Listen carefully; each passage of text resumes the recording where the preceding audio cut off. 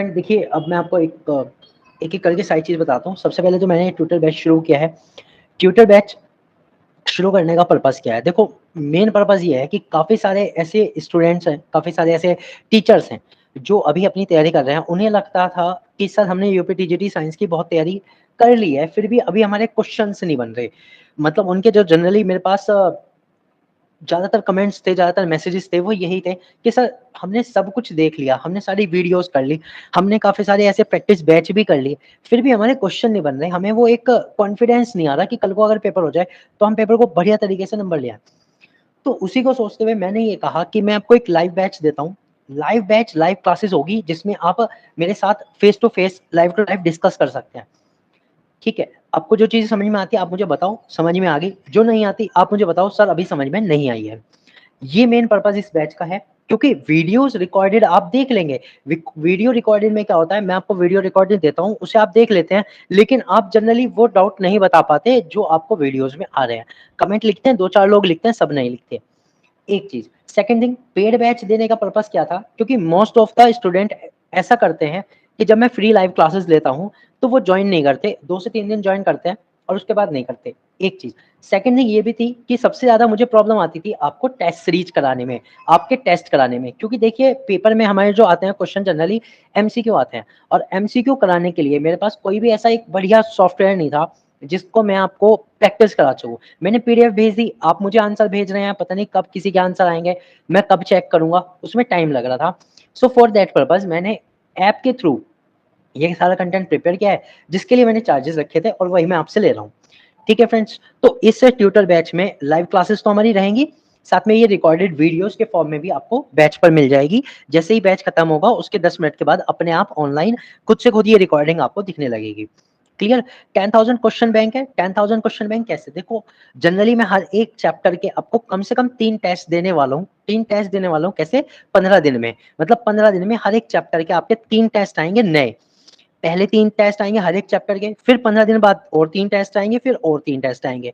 अब ये 15 दिन बाद क्यों? देखो, 15 दिन के अंदर मैं आपको आपकी रैंकिंग भी दे रहा हूँ। रैंकिंग से मतलब है कि मैं one on one live support दे रहा हूँ। आप में से जिसका अगर किसी भी एक टॉपिक पे कमज़ोर रह गया, कोई भी एक टॉपिक कमज़ोर रह गया, तो फ्रेंड्स यही मेरे इस बैच की खास बात है, जो और कोई नहीं देगा। आपको पूरा यूट्यूब छान लेना और पूरा कोई भी कोचिंग वाला छान लेना, जो नहीं देगा वो मैं ये दे रहा हूँ कि अगर आपका कोई टॉपिक वीक रहता है, आपके एग्ज़ाम, आपके टेस्ट बेस पे, तो वो वीक टॉपिक आपका मैं क्लियर कराने वाला हूँ। मैं आपको उसके और प्रैक्टिस शीट अलग से दूँगा, ताकि आपका वो जो टॉपिक है वो क्लियर हो जाए। चाहे उसके लिए मुझे बेसिक को खंगालना पड़े आपके, चाहे आपके एडवांस को। लेकिन मैं उस टॉपिक को आपको क्लियर कराऊँगा। स्पेसिफिकली वो टॉपिक ज़रूर क्लियर कराऊँगा जो बिल्कुल एग्ज़ाम फोकस करके रखता है। ठीक है फ्रेंड्स? इसके साथ-साथ 5 प्रीवियस ईयर क्वेश्चन के वीडियो सॉल्यूशन है।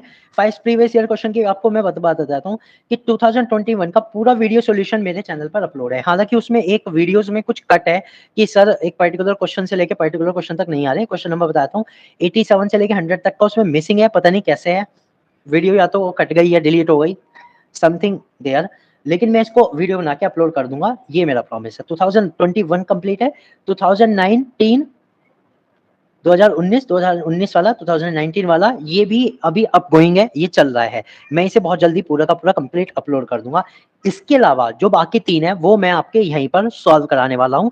2021 और 2019 में से जो इम्पोर्टेंट क्वेश्चन है, वो भी मैं आपको यहाँ पर प्रैक्टिस के थ्रू कराने वाला हूँ। ठीक है?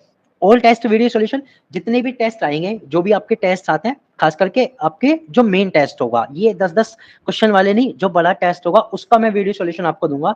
छोटे वाले जो टेस्ट हैं, उनके जो सॉल्यूशन होंगे वो उसी एक कंप्लीट वीडियो में आपको मिल जाएँगे। एक चैप्टर के सभी टेस्ट के लिए एक वीडियो वीकली, वीकली मतलब 15 दिन में, ठीक है? जिससे आपको ये पता लग जाए कि हमें इस क्वेश्चन को हमें कैसे अप्रोच करना था, रेदर देन कि हमने कैसे अप्रोच किया। आंसर सही हो सकता है, लेकिन एक्चुअल अप्रोच हम कैसे करें कि हमें इसका बहुत जल्दी से बहुत अच्छे तरीके से आंसर दे सकें।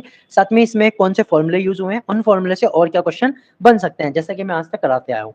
ठीक है? 5 एक्सक्लूसिव मॉक पेपर, ये मैं खुद डिज़ाइन कर रहा हूँ फ्रेंड्स, और एक्सपेक्टेड है कि इन 5 एक्सक्लूसिव मॉक पेपर, जिसमें अगर हम 125 क्वेश्चन का एक पेपर मान के चलते हैं, तो आप ये समझ लो 700 साढ़े 700 क्वेश्चन बैठते हैं। उन 750 क्वेश्चन में से एक्सपेक्टेड है कि 100 क्वेश्चन आपको एग्जाम में मिले। 100 क्वेश्चन का मतलब ये नहीं कह रहा हूँ एग्जैक्ट क्वेश्चन है। आप सोचे कि 700 क्वेश्चन में रट लूँ, मेरा एग्जाम क्लियर हो जाएगा, ऐसा नहीं होता। एक्सपेक्टेड ये है कि उन टॉपिक से रिलेटेड या उनके जैसा क्वेश्चन आपको एग्जाम में मिलेगा, ठीक है। तो ये बच्चों वाली हरकतें नहीं होनी चाहिए कि 700 क्वेश्चन सर हम रट लेंगे हमारा क्लियर हो जाएगा, ऐसा नहीं होता, ठीक है। तो वो एक्सक्लूसिव होंगे, वो मेरे थ्रू बनाए हुए हैं, कहीं किसी ऐप पर आपको वो नहीं मिलेंगे, ठीक है। वो स्पेशली मैंने ही बनाए हैं, जो भी रिसर्च मैंने किया उसके अकॉर्डिंग, ओके। और डाउट सॉल्यूशन, आपके जो भी डाउट सॉल्यूशन होंगे उनकी वीडियो फॉर्म में मैं दूंगा, लेकिन डाउट सॉल्यूशन जो रहेगा फिलहाल वीकली रहेगा, ठीक है। बाकी एक्सपेक्टेड रहेगा कि जैसे डाउट आएंगे, कम डाउट आ रहे हैं तो मैं पर डे भी दे सकता हूँ, ज्यादा डाउट आएंगे तो मैं वीकली, फिलहाल वीकली रखेंगे। 1-on-1 लाइव सपोर्ट यही है कि अगर किसी का कहीं भी कोई भी डाउट होता है, कहीं भी कोई भी चीज कम रहती है, तो मैं उसे डायरेक्टली लाइव, चाहे तो चैट के थ्रू चाहे वीडियोस के थ्रू, वो टॉपिक क्लियर कराऊंगा, वो आपको बताऊंगा कि आपका ये पॉइंट कम है, आप इसको मेहनत करो ताकि आप अच्छे नंबर ला सके, ठीक है। आप अपनी ओर से भी बता सकते हो जो भी आपके टॉपिक्स हैं। नोट्स एंड कंटेंट की पीडीएफ आपको मिल रही है, ईच चैप्टर डीपीपी, सारे चैप्टर्स की डीपीपी अपलोड होगी। DPP is entirely different from the test, ये ध्यान रखना, टेस्ट अलग है, डीपीपी अलग है। टेस्ट आपको ये बताता है मैंने टॉपिक कितना प्रिपेयर किया, उसमें मैं कितना अचीव कर रहा हूँ। टेस्ट वो चीज है जो आपकी रैंकिंग को बूस्ट करेगा। DPP is just a practice sheet जो आप अपनी ओर से प्रैक्टिस कर सकते हो, उसके चाहे प्रिंट निकलवा के कर लो, पीडीएफ फॉर्मेट में रहेगी, प्रिंट फॉर्मेट निकलवा लो, प्रिंट से सॉल्व कर लो और मुझे आंसर भेज देना, ठीक है। मेजर एंड माइनर टेस्ट, हर तरह का मेजर और माइनर टेस्ट होगा, हर एक चैप्टर का होगा। और इस कोर्स की वैलिडिटी मैंने कहा था अनलिमिटेड है, क्योंकि मुझे एक्सपेक्टेड था कि अभी हमारा यूपीटीजीडी का जो एग्जाम है वो पोस्टपोन हो सकता है। एंड अभी आपने देखा होगा, कल भी न्यूज में था कि जो हमारा एग्जाम है वो अभी पोस्टपोन हो गया।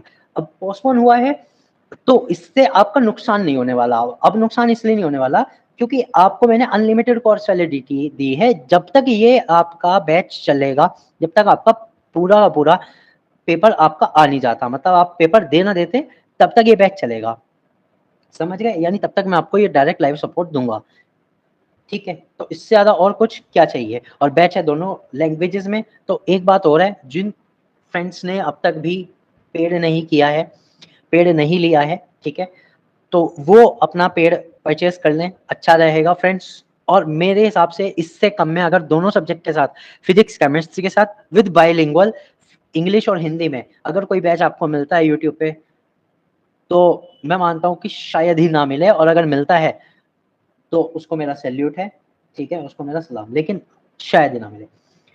इतनी सब चीजों के साथ जो मैं दे रहा हूँ, ठीक है। चलिए, तो आज हमारे साथ कौन कौन है, एक बार जल्दी से अपनी अटेंडेंस लगा दो फटाफट से।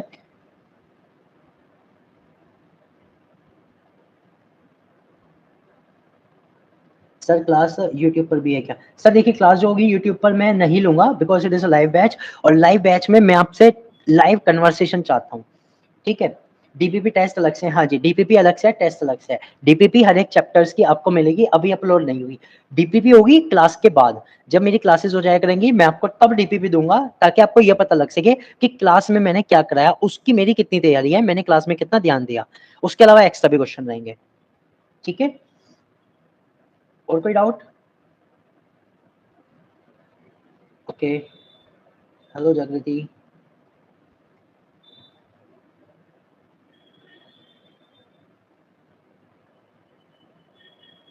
चलिए फ्रेंड्स, फिर सभी का स्वागत है एक बार फिर से हमारे क्लासेस में। तो फ्रेंड, शुरू कर रहा हूँ वर्क एनर्जी और पावर से। अब आप कहोगे सर इससे पहले के चैप्टर क्यों नहीं करा रहे आप? देखो, इससे पहले के चैप्टर एक तो वीडियो अपलोड है, लेकिन फिर भी मैं ये कहता हूँ कि मैं भी चैप्टर कराऊंगा, आपके लाइव क्लास में कराऊंगा। लेकिन जनरली वो चैप्टर क्या होता है, हम जब बुक कोई भी खोलते हैं वो स्टार्टिंग के चैप्टर हैं, और जनरली वो चैप्टर हमें क्लियर होते हैं, हमें वो चैप्टर्स क्लियर होते हैं। अब जो लोग मेरे साथ नए जुड़े हैं आज, उनको ये कैसे पता लगेगा कि मैंने अच्छा पढ़ाया कि नहीं? अगर कोई चैप्टर में क्लियर होता है ना, तो वो चैप्टर में जल्दी समझ में आता है, जिससे आपको लगेगा कि सर ने जो पढ़ाया वो बहुत अच्छा पढ़ाया और मुझे तो बहुत अच्छे से क्लियर हो गया, जबकि वो पहले से आपको काफी तक क्लियर होता है। तो मैंने work energy and power chapter लिया है, यहाँ से हम शुरू कर रहे हैं। लेकिन जो चैप्टर अभी पीछे के रह गए 4 चैप्टर, वो भी मैं आपको कराऊंगा, उसके लिए निश्चिंत रहिए, ठीक है फ्रेंड्स। तो बाइलिंगुअल है, कंटेंट आपको दोनों लैंग्वेज में मिलना है। सबसे पहले बात करते हैं कि वर्क एनर्जी और पावर।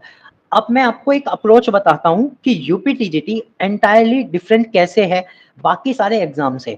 हमें पता है हम नीट का भी क्वेश्चन पेपर सॉल्व कर सकते हैं, और वो हमारी हेल्प करेगा यूपीटीजीटी के लिए, लेकिन कितनी, लेकिन कितनी, यहाँ क्वेश्चन आते हैं कितनी, ठीक है। तो देखो, यूपी, अगर मैं नीट की बात करता हूँ, आईआईटी की बात करता हूँ, ठीक है, हमें क्वेश्चंस बनाने आते हैं, बहुत अच्छी बात है। लेकिन यूपीटीजीटी में एक चीज ध्यान रखना, ये जो लेवल है, ये हमारा 12th प्लस का लेवल होना चाहिए। हमारी जो तैयारी होनी चाहिए वो ऐसी होनी चाहिए कि हम 12th वालों को पढ़ा सके, भले ही हम 10th वालों को पढ़ाएंगे जाने के लिए, लेकिन जो इसका सिलेबस है वो 12th प्लस ग्रेजुएशन का सिलेबस है। एक चीज सबसे पहली माइंड आप ये रखो, नीट में सिर्फ 12th तक का है। एक चीज क्लियर होगी। सेकेंड थिंग, जब भी हम ग्रेजुएशन में जाते हैं तो हमें किसी भी फॉर्मूले की न्यूमेरिकल वैल्यू सॉल्व करने से ज्यादा फोकस करना होता है कि उस फॉर्मूले में कंसेप्ट क्या है। कंसेप्ट का मतलब ये हमेशा से मैंने बताया कि कोई एक क्वांटिटी दूसरी क्वांटिटी से कैसे डिफर है, कैसे उसके साथ रिलेशन में है, बढ़ रही है या घट रही है, ये चीजें। इस चीज पे मेनली यूपीडीजीडी का फोकस रहता है, जितने भी हमारे टीजीटी पीजीटी एग्जाम है इनका फोकस रहता है। तो आप इस तरह की तैयारी लेके चलो जो आपकी यूपीडीजीडी के लेवल की हो। मैं ये मना नहीं करूंगा कि आपकी नीट की तैयारी मत करो, नीट के क्वेश्चन की तैयारी कर मत करो, या फिर कोई और आईआईटी जेईई एडवांस, आप चाहे किसी भी क्वेश्चन की तैयारी करो, लेकिन जो फॉर्मूला और कंसेप्ट है वो आपको क्लियर होने चाहिए बेटर। एक चीज। नेक्स्ट थिंग, इस बार जो लाइव क्लासेस होगी मेरा मेन फोकस रहेगा ग्राफ्स पे, जो भी हमारे ग्राफ आएंगे वो। और सेकंड थिंग, हमारी जो कैलकुलेशन वाली टर्म्स है वो। जनरली हमारे पास जो डाउट आए हैं मेरे पास, वो जनरली यही आए हैं, सर सिंपल इक्वेशन वाले तो मुझे सॉल्व होते हैं, लेकिन जब डिफरेंशिएशन और इंटीग्रेशन वाली चीजें आ जाती हैं तो वो नहीं होती। तो मैं इस बार आपको ग्राफ और कैलकुलस कैसे सॉल्व कर सकते हो किसी भी एक फॉर्मूले की, वो भी मैं आपको हाथ साथ समझाता चलूंगा। This is the base thing of the this session, that is tutor batch. Okay, तो फिर शुरू करते हैं। सबसे पहले आप मुझे बताओ वर्क के बारे में। देखो बताने की तो जरूरत है नहीं। वर्क क्या है कि हमने किसी भी एक ऑब्जेक्ट पर, किसी भी वस्तु पर फोर्स लगाया, और फोर्स लगा के अगर वो अपनी स्थिति में चेंज कर ले तो हम उसे क्या कहेंगे कि हमने उस पर एक वर्क किया है। Simple. When an object is subjected to a change in its position by applying a force is called a work. कोई एक ऑब्जेक्ट है, रखा हुआ है, उस पर हमने क्या करा, एक फोर्स अप्लाई किया, और फोर्स अप्लाई के कारण इसकी जो ये पोजीशन है वो यहाँ से यहाँ तक चली गई। तो हमें पता है ये डिस्प्लेसमेंट हुआ, डिस्प्लेसमेंट हुआ है, तो हम ये कहेंगे यहाँ पर कुछ ना कुछ वर्क डन हुआ है, वर्क हुआ है। ठीक है, और जो वर्क होगा वो किससे आएगा, F is equal n to f into sorry W is equal f into s से। W is equal f into s, that is force into displacement. Clear हुआ।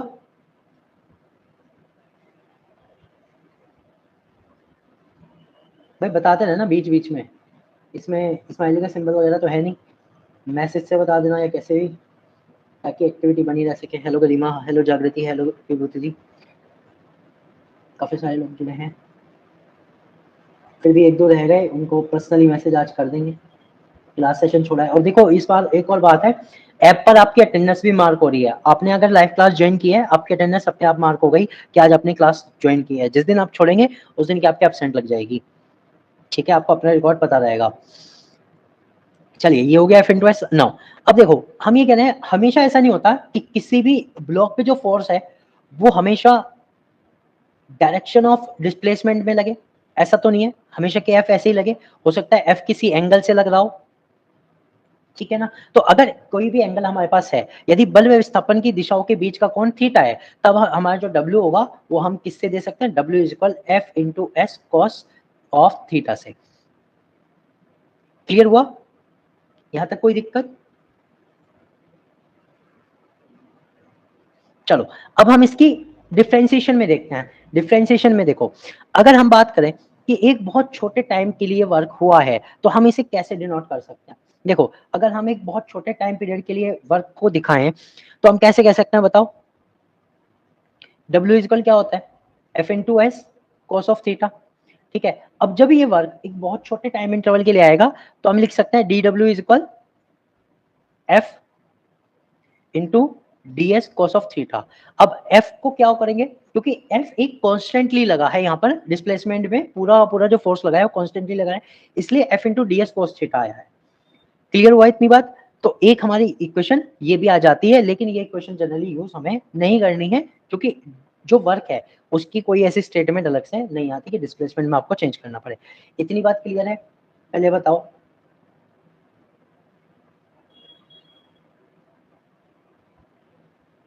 इसमें कहीं से स्माइली का ऑप्शन है क्या, बस हैंड का ही है।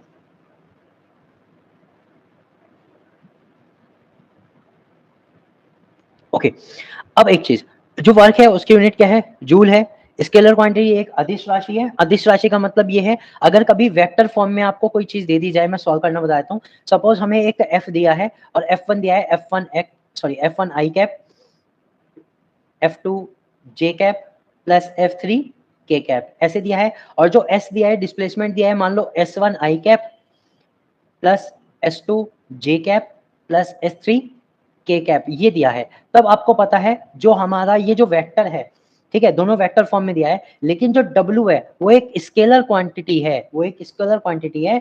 तब हमें पता होना चाहिए कि जो F इंटू एस हमें जो करना है फॉर्मूले के अकॉर्डिंग, जो वर्क निकालना है, वर्क जो हमारा निकलेगा वो किससे निकलेगा, वो हमारा डॉट प्रोडक्ट से निकलेगा। किससे निकलेगा, डॉट प्रोडक्ट से। ये चीजें आप याद रखिएगा, ठीक है। और डॉट प्रोडक्ट का फॉर्मूला यही होता है, W equal F into S cos of theta.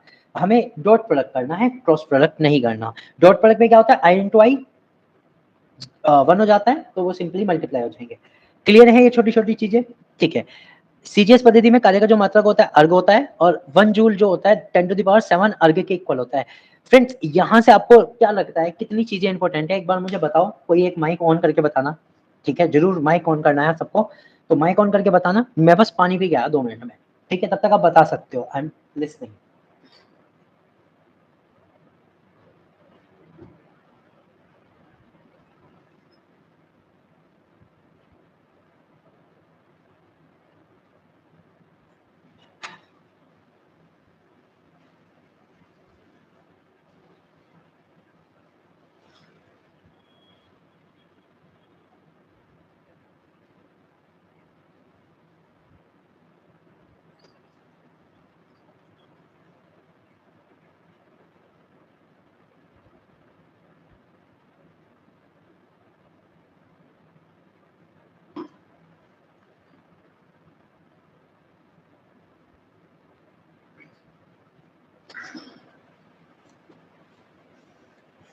क्या कह रहे हो सर, एग्जाम में नहीं बोलना तो यहाँ क्यों बोले?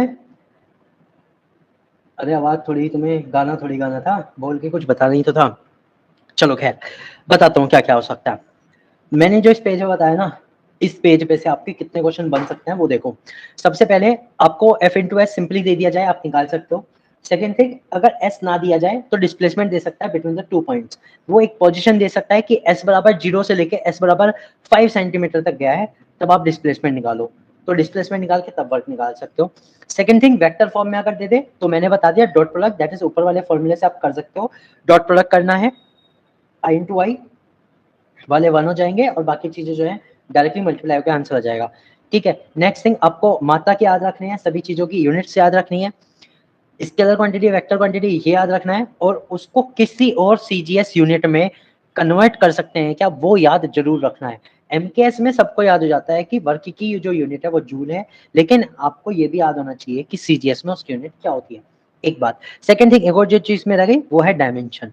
डायमेंशन जल्दी से आप लिख के बता दो, इसकी डायमेंशन क्या होनी चाहिए, खुद से बता देना, लिख देना आराम से।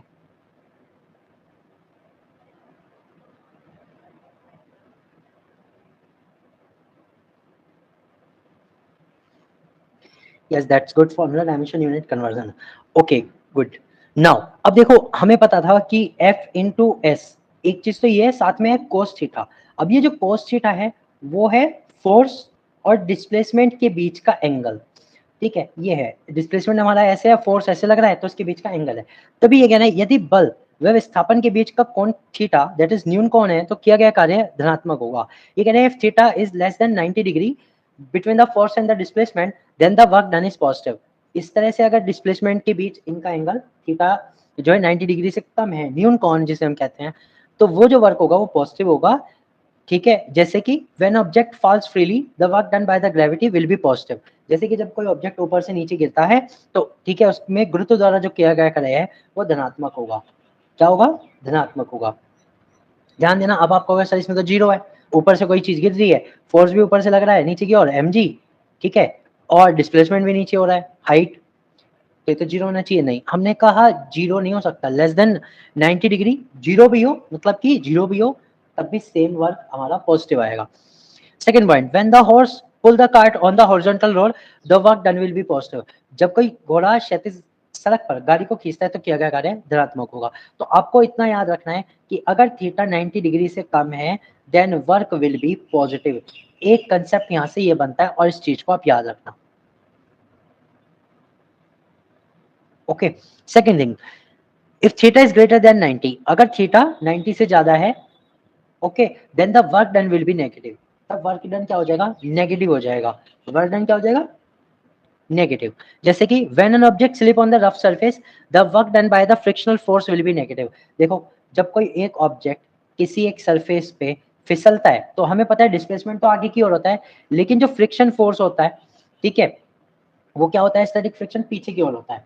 ठीक है, इस एज में अगर हम एंगल देखें तो हम 180 डिग्री बना रहे हैं, which is theta is greater than 90 degree, because theta is at 180 degree.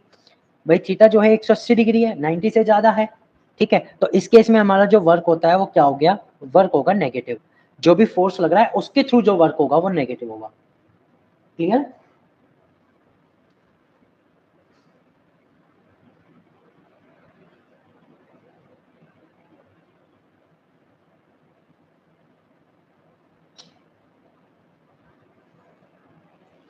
Okay, second point, when one positive charge is moved to another positive charge, the work done by the static attraction will be negative। ये कहना है जब एक धनावेश दूसरे धनावेश की ओर गति कराई जाती है तो विद्युत स्थैतिक आकर्षण द्वारा किया गया कार्य ऋणात्मक होगा। बिल्कुल सेम है। देखो हमें पता है जो पॉजिटिव पॉजिटिव चार्ज है वो एक दूसरे को रिपल करते हैं। अब एक दूसरे को रिपल कर रहे हैं तो एक दूसरे से तो दूर ही भागेंगे। जब एक दूसरे से दूर भागेंगे, जब आप इन्हें पास लाने की कोशिश करोगे, वर्क तो कर रहे हो आप पास लाने में, भाग रहे हैं एक दूसरे से दूर। ठीक है, आपका वर्क तो है इन दोनों को पास लाने में, लेकिन इनका जो वर्क है वो एक दूसरे से दूर जाने में, तो work will be negative. Work क्या हो जाएगा, नेगेटिव हो जाएगा। When an object is thrown upward, the work done by the gravity will be negative। ये कहना है जब कोई एक ऑब्जेक्ट ऊपर की ओर फेंका जाता है, ठीक है, मान लो कोई एक ऑब्जेक्ट है, बॉल है, ऊपर की ओर फेंकी, ठीक, तो हमें पता है ये ग्रेविटी के अगेंस्ट वर्क करती है। ग्रेविटी के अगेंस्ट होगी तो हमें पता है एफ फिजिकल क्या हो जाएगा, माइनस एम जी, और माइनस एम जी है यानी कि नेगेटिव है, तो वर्क भी नेगेटिव होगा। तो ग्रेविटी के केस में अगर आपसे पूछ लिया जाए दैट वर्क इज पॉजिटिव और नेगेटिव, तो अगर नीचे से ऊपर फेंका तो नेगेटिव, ऊपर से कोई चीज नीचे गिर रही है तो पॉजिटिव। क्लियर?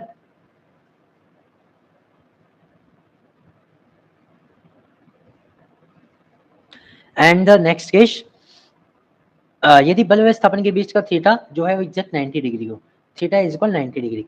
अब मैं इसमें बताता हूँ, इस पे ना बहुत सारे आपको एक्सेप्शन लगेंगे। एक्सेप्शन इसलिए लगते हैं क्योंकि अगर मान लो डिस्प्लेसमेंट ऐसा हो रहा है, फोर्स इस तरह से लग रहा है, ठीक है, जो हमारा फोर्स है वो तो नीचे की ओर है, ठीक है,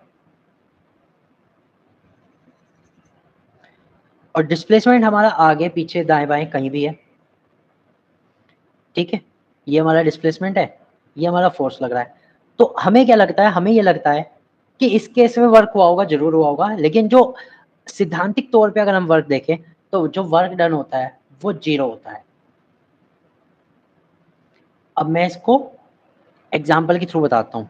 When a porter walk with a weight on his head, theoretically the work he has done would be zero।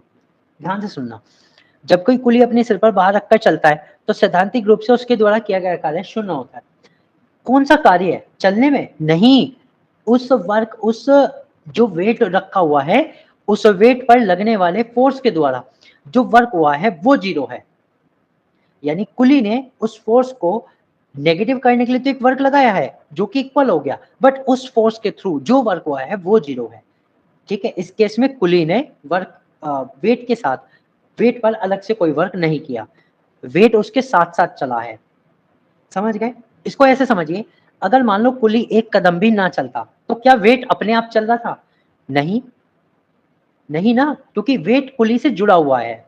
समझो, क्लियर हो गया?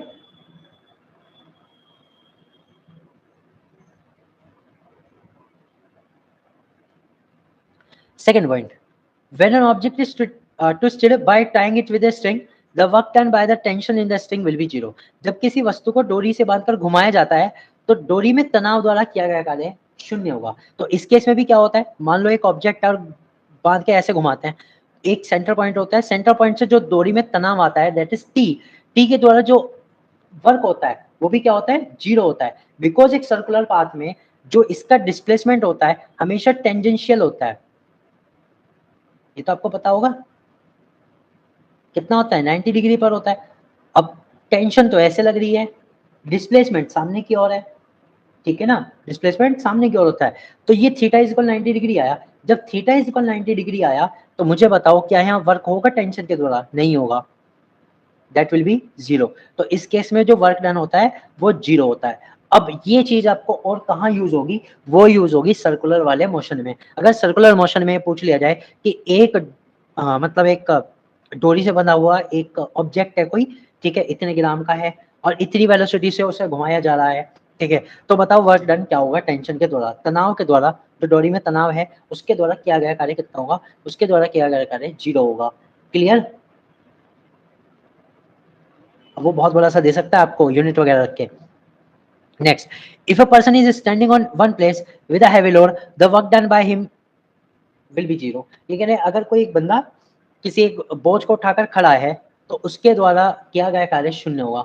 अब आप कहोगे सर ऐसे थोड़ी है, खड़े खड़े तो थक गया, वर्क तो हुआ है। तो वहां पर वर्क नहीं, उसकी पावर ने वर्क किया। Power will be work upon time. तो उसकी जो कमी आई है वो पावर में आई है। अब आप कहोगे सर पावर है तो वर्क तो हुआ है, वर्क हुआ है उसकी सेल्स के थ्रू। अगर मैं मान के चलूं कोई एक मशीन है, उसकी जगह कोई एक मशीन है, मशीन के ऊपर लोड रखा, तो क्या मशीन ने कुछ काम किया? अगर वो वहीं रखा है तो मशीन ने तो कोई काम किया ही नहीं। समझ रहे हो? ऐसे समझो। क्लियर?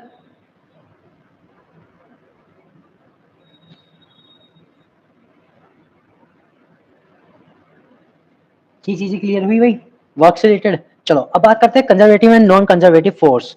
कंजर्वेटिव फोर्स कौन से होते हैं? जिन्हें हम संरक्षी बल कहते हैं। यदि किसी बल द्वारा किसी वस्तु को एक बिंदु से दूसरे बिंदु को तक विस्थापित करने में किया गया कार्य वस्तु द्वारा चले पथ पर निर्भर नहीं करता तो इस प्रकार के बल को संरक्षी बल कहते हैं। अब ये क्या है समझो। हमने कहा एक ऑब्जेक्ट यहाँ था, एक ऑब्जेक्ट यहाँ चला गया। अब चाहिए सीधे तरीके से गया हो, चाहिए घूम के गया हो, ठीक है। इसमें जो वर्क है वो केवल इस चीज पे डिपेंड कर रहा है कि इसकी S1 यानी कि इनिशियल पोजीशन कितनी है और S2 that is final position कितनी है। सिर्फ इस बात पे वर्क कर रहा है, इस बात पे डिपेंड नहीं कर रहा कि ये पाथ इसने लिया कैसे, बड़ा छोटा सीधा टेढ़ा आड़ा कैसे भी लिया हो। तब उस बल को हम क्या कहते हैं? उस संरक्षी बल, उसे हम कहते हैं संरक्षी बल, कंजर्वेटिव फोर्स कहते हैं। ओके। सो यदि किसी बल द्वारा किसी वस्तु को बंद पाथ में चलाने में किया गया कार्य शून्य है तो बल को संरक्षी बल कहते हैं। इसके उदाहरण है गुरुत्वाकर्षण बल, विद्युत स्थैतिक बल, संरक्षी बल के उदाहरण है। कौन कौन से? गुरुत्वाकर्षण बल जो हमारा होता है ग्रेविटेशनल फोर्स, और जो वैद्युत स्थैतिक बल होता है, ये दोनों के दोनों कैसे हैं? संरक्षी बल के उदाहरण है। इट मींस जो हमारे इलेक्ट्रॉन्स होते हैं जब वो एक सिस्टम में ट्रेवल करते हैं तो जो वर्क होता है वो एक तरह से हम ये कह सकते हैं कि जो फोर्स लग रहा है वो वहां पे कंजर्वेटिव फोर्स है। वो फोर्स कंजर्वेटिव फोर्स है, यानी घूमने के बाद जब वो वापस आ जाएंगे इलेक्ट्रॉन तो जो वर्क डन होगा विल बी जीरो होगा। क्लियर? इसको मैं एक तरीके से और समझा सकता हूँ। मान लो एक सर्किट है, मैं इलेक्ट्रिसिटी को भी यहाँ पे डिफाइन कर देता हूँ इसी के थ्रू। एक सर्किट है और उसमें एक बैटरी लगी हुई है, ये वाली, ये पॉजिटिव या नेगेटिव? पहले बताओ इलेक्ट्रॉन कैसे चलते हैं? Negative to positive, positive to negative.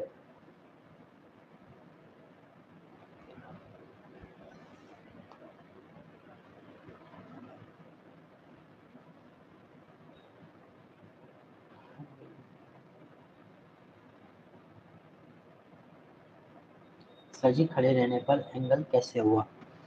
कौन सा केस है ये? 90 डिग्री वाला?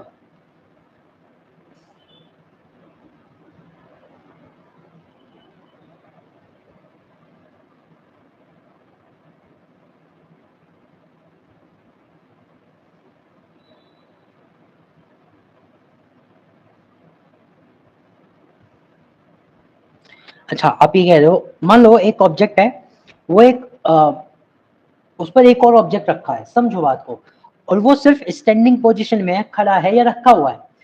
हम ये मान के चल रहे हैं कि जो इसका डिस्प्लेसमेंट है वो उससे 90 डिग्री पर है। ये केस हम लेके चल रहे हैं, ठीक है। वो उसको लेके खड़ा है लेकिन उसको एक पोजीशन है कि वो लेके कहीं नहीं जा रहा इस केस में। वैसे खड़े हुए के केस में एक चीज और है, अगर हम खड़े हुए की बात करें तो ये केस हमारा आना चाहिए कौन सा? जैसे ये फर्स्ट वाला है तो इस केस में वर्क जो होगा वो पॉजिटिव होगा, ठीक है। ये बढ़िया चीज थी, आपने नोटिस की इसे? नहीं इसमें तो जीरो होगा, हाँ जी, ये भी तो जीरो ही होगा। अरे वर्क डन विल बी 90। अगर वो लोड लेके खड़ा है, वो कहीं जा नहीं रहा, इस केस में हम ये मान के चल रहे हैं ना कि डिस्प्लेसमेंट जो हो रहा है उसके 90 डिग्री पर है, फोर्स लगे हुए की 90 डिग्री पर, आप उसको लेके खड़े हो, फोर्स आपने अलग तरीके से लगा रखा है। अभी इसको फिजिकली मैं डायग्रामेटिकली समझाता हूँ। मान लो कोई एक बंदा है, ऐसे तो होता है भाई, अपने हिसाब से ड्राइंग से बना लेना, ये इस तरह से लेके खड़ा है। अब समझो इसने जो फोर्स लगाया होगा, डिस्प्लेसमेंट ऐसे है, फोर्स ये ऊपर की ओर लगाएगा उठाने के लिए, देन इट विल बी 90।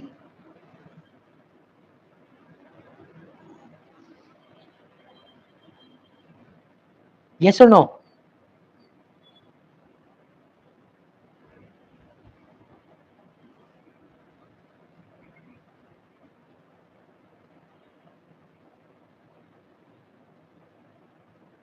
देखो डिस्प्लेसमेंट जीरो होगा, मान लिया, हमने माना कि डिस्प्लेसमेंट जीरो है, तो डिस्प्लेसमेंट जीरो हो सकता है, लेकिन आप ये समझो कि वर्क जो हो रहा है वो फोर्स पे भी तो डिपेंड करेगा कि हमने फोर्स किस एंगल से लगा रखा है, 90 डिग्री पे। इस केस में जो वर्क होगा वो शून्य हुआ नहीं हुआ जब डिस्प्लेसमेंट जीरो है।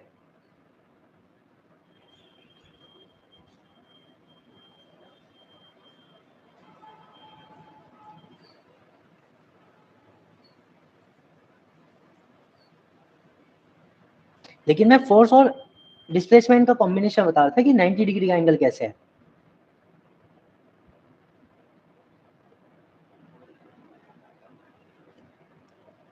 चलो खैर, हाँ यह बात करते हैं गुरुत्वाकर्षण। देखो मैं ये चीज बता रहा था इसमें वैद्युत स्थिति कैसे काम कर रहा है। हमने माना कि जो इलेक्ट्रॉन होता है कैसे चलते हैं, बताओ जल्दी से, नेगेटिव टू पॉजिटिव चलते हैं कि नहीं? करंट कैसे चलता है, पॉजिटिव टू नेगेटिव। करंट की डायरेक्शन कैसे होती है, पॉजिटिव टू नेगेटिव। फिलहाल बात करते हैं इलेक्ट्रॉन्स की। आप ये बताओ किसी भी सर्किट में अगर एक्सटर्नल, ध्यान देना एक बात मेरी, अगर एक्सटर्नल वोल्टेज अप्लाई नहीं है, अगर मैं एक्सटर्नल वोल्टेज को अप्लाई ना करूं, तो क्या इलेक्ट्रॉन चलेंगे, हाँ या ना? बिल्कुल नहीं चलेंगे। हमेशा जो इलेक्ट्रॉन फ्लो करते हैं वो due to the external voltage जब हम अप्लाई करते हैं तो तभी चलते हैं। और हमें पता है एक सर्किट पूरा करने के बाद जब इलेक्ट्रॉन अपनी प्राइमरी स्टेट पर पहले आएंगे, वापस आ जाएंगे, तो हमें फिर से एक पोटेंशियल उससे ज्यादा डेवलप करना पड़ता है। ठीक है, work done to carry the charge is called the voltage. तो यहां पर हमें यह पता लगता है कि इसीलिए जो हमारा इलेक्ट्रोस्टैटिक फोर्स होता है वो एक कंजर्वेटिव फोर्स है, क्योंकि वो इस बात पे डिपेंड नहीं करता कि इलेक्ट्रॉन किस पाथ से गए हैं, वो इस पे डिपेंड नहीं कर रहा, वो जस्ट इस पे डिपेंड कर रहा है कि उसका आउटपुट जो आ रहा है, final and the initial work done should be zero. Work done जो होना चाहिए वो क्या होना चाहिए, जीरो। यानी उसके बाद दोबारा से आपको वर्क थोड़ा करना पड़ेगा, लास्ट में आके फाइनल पे फिर से जीरो हो जाएगा। क्लियर? तो वो पाथ पे डिपेंड नहीं कर रहा। तो इस तरह के हम क्या कहते हैं, कंजर्वेटिव फोर्स। अभी बात करते हैं नॉन कंजर्वेटिव फोर्स की। जब किसी बल द्वारा किसी वस्तु को बंद पाथ में चलाने में किया गया कार्य शून्य ना हो तो ऐसा नक्षी बल कहलाता है। अब उसको छोड़ के जितने भी हमारे फोर्स लगते हैं जनरली वो कैसे होते हैं, नॉन कंजर्वेटिव होते हैं। ठीक है, इस केस में सबसे अच्छा नॉन कंजर्वेटिव फोर्स है घर्षण बल। क्योंकि घर्षण बल क्या करता है, सबसे पहले तो पोजीशन पे डिपेंड करता है, किसी भी ऑब्जेक्ट की पोजीशन क्या है उस पर डिपेंड करता है। ठीक है, और इस केस में क्या होगा, जो वर्क होगा वो फाइनल और इनिशियल के बीच का जो डिफरेंस है वो जीरो नहीं होगा, क्योंकि कुछ ना कुछ फ्रिक्शनल फोर्स वर्क करेगा। समझ गए, कुछ ना कुछ फ्रिक्शनल फोर्स वर्क करेगा। किसी को कुछ कहना है यहाँ पे?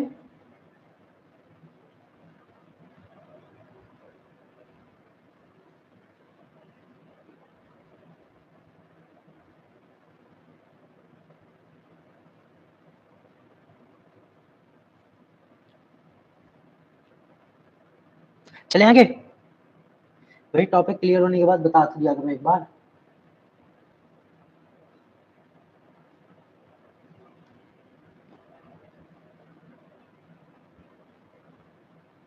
डन, ये टॉपिक डन है यहाँ तक के।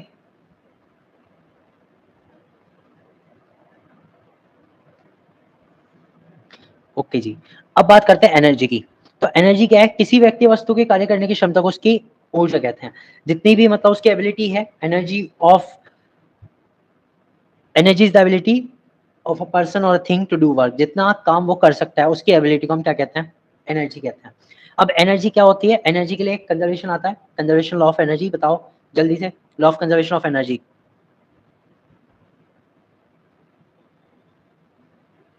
कोई एक बोल के बता दो तो थोड़ा टाइम कम लगेगा।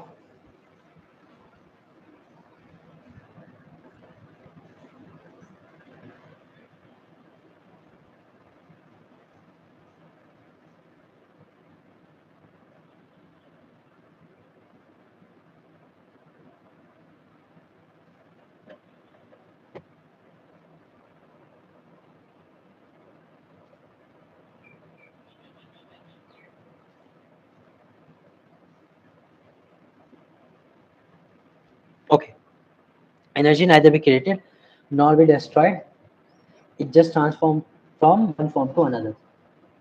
सर माइक फॉल नहीं हो रहा, माइक के लिए जी मैं क्या कह सकता हूँ? क्या किसी का भी नहीं हो रहा? एक बार ना ये क्लिक करो, नीचे माइक का ऑप्शन आएगा, वहां से हो जाएगा।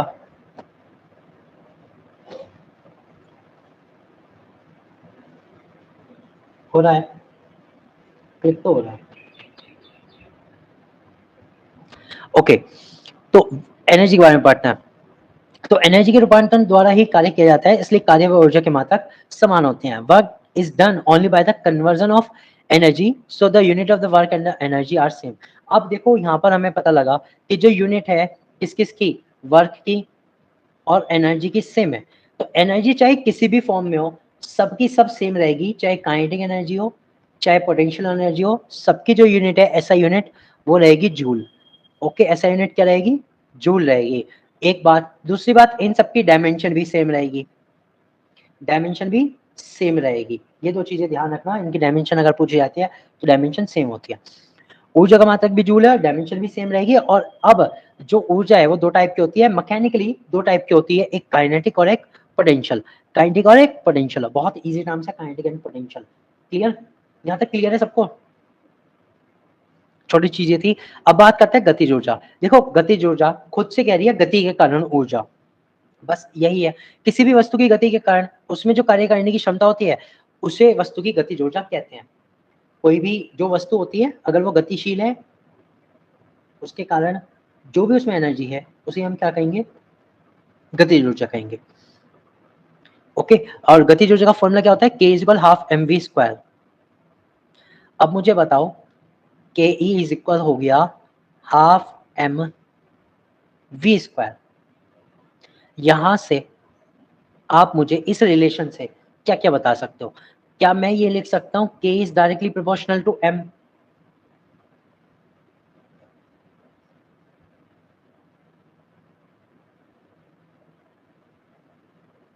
भाई सबको चीजें समझ में आ रही हैं? अब ये यहां से क्योंकि फॉर्मूला है ना, तो यहां से आपको ये चीजें भी समझ नहीं है। डायरेक्टली वाला केस, इनडायरेक्टली वाला केस, बहुत सारे क्वेश्चन आते हैं। ठीक है, क्या मैं ये लिख सकता हूँ k is directly proportional to v square? लिख सकता हूँ। तो मैं यहां से एक स्टेटमेंट बता सकता हूँ कि अगर दो ऑब्जेक्ट है जिनकी वेलोसिटी सेम है, जिनकी वेलोसिटी सेम है, यानी वो एक समान गति से चल रहे हैं, तो हम ये भी बता सकते हैं कि उसकी काइनेटिक एनर्जी ज्यादा होगी जिसका मास ज्यादा है। बिल्कुल, क्योंकि जब गति सेम है, दोनों की वी स्क्वायर सेम आएगा, तो काइनेटिक एनर्जी डायरेक्टली डिपेंड करेगी एम पर, मास पर। That's it. ठीक है, क्लियर हो गया? यानी कि जो ऑब्जेक्ट बड़ा होगा उसकी काइनेटिक एनर्जी ज्यादा होगी अगर दोनों समान गति से चल रहे हैं। अगर ऑब्जेक्ट का मास समान है तो गति डिपेंड करेगी वेलोसिटी, सॉरी गतिज ऊर्जा डिपेंड करेगी वेलोसिटी पे, गति पे। काइनेटिक एनर्जी किस पे डिपेंड करेगी? वेलोसिटी पे। तो अगर जिस ऑब्जेक्ट की वेलोसिटी ज्यादा होगी उसकी काइनेटिक एनर्जी ज्यादा होगी। इतनी बात क्लियर?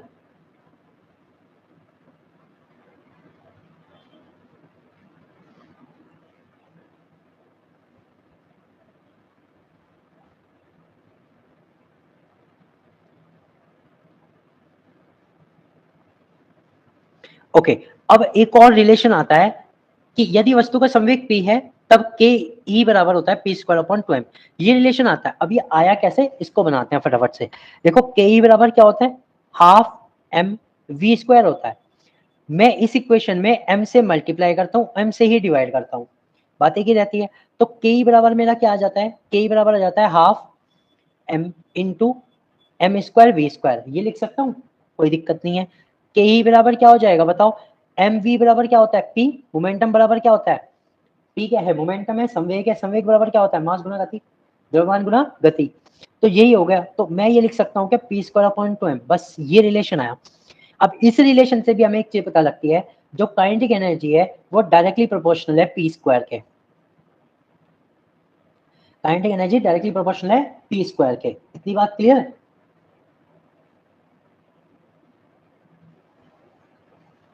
अब मैंने ये सब चीजें क्यों बताई, अब इनके ध्यान से चीजों को समझो। अगर हमसे पूछा जाए काइनेटिक एनर्जी और मास में आपको ग्राफ बनाना है, तो ग्राफ एक कांस्टेंट लाइन आएगी, एक बात। अगर पूछा जाए काइनेटिक एनर्जी और वी स्क्वायर में ग्राफ बनाओ, तो एक कांस्टेंट लाइन आएगी, स्ट्रेट लाइन, ठीक है, स्लोप कुछ भी हो सकता है, डज नॉट मैटर, बट जो लाइन आएगी स्ट्रेट लाइन आएगी, इतनी बात क्लियर। लेकिन एक चीज ध्यान दो, अगर आपने अंडर रूट के और v में ग्राफ बनाया तो भी स्ट्रेट लाइन आएगी, because they are also directly proportional. मैं इस वाले रिलेशन को ऐसे भी लिख सकता हूँ, k e under root is equal v, ये भी तो लिख सकता हूँ, तब भी स्ट्रेट लाइन आएगी।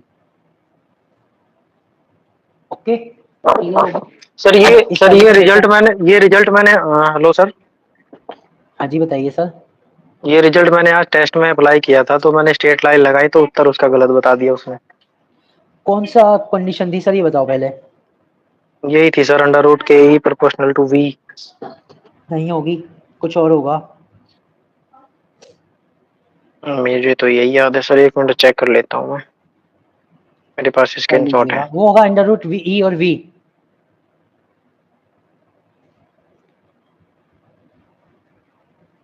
एक क्वेश्चन है ना अंडर रूट ई और वी में, या शायद 1/v में, ये मैं बता रहा हूं ना। देखो अगर अंडर रूट ए और वी है तो ग्राफ स्ट्रेट लाइन का आएगा, एक चीज। लेकिन आपको ये भी तो ध्यान देना है कि वो ग्राफ स्टार्टिंग कहां से आ रहा है, ठीक है। अगर डायरेक्टली प्रोपोर्शनल होता है ग्राफ स्ट्रेट लाइन ही जाएगा। ओके, बस ये ध्यान देना। अब जैसे के और पी स्क्वायर में, तो के और पी स्क्वायर का ग्राफ तो सेम के और वी का ग्राफ है। लेकिन अगर मैं ये कहूं अंडर रूट के और 1/p का जो ग्राफ होगा वो क्या होगा, वो डिक्रीजिंग ग्राफ होगा, वो ऐसे जाएगा। ओके,